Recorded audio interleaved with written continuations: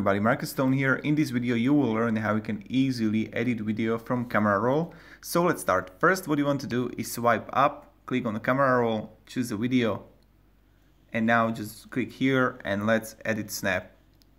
When you're here, you will have few options here. If it's longer, you can also trim the video. You can loop it if you want. Then you can just add text here. It's quite simple. You can paint, and that's like really simple. And then, oh my god, you can add some stickers here, really easy.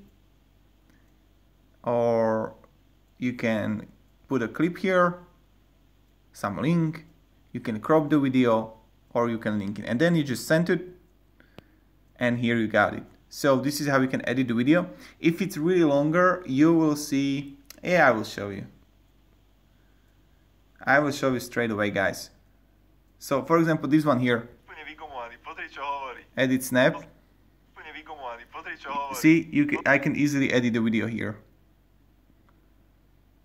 Quite simple. It's a political discussion. So then you just send to and you got it. And this is how you can edit video from your gallery. Thank you very much everybody for watching. Have a great day and see ya. Goodbye.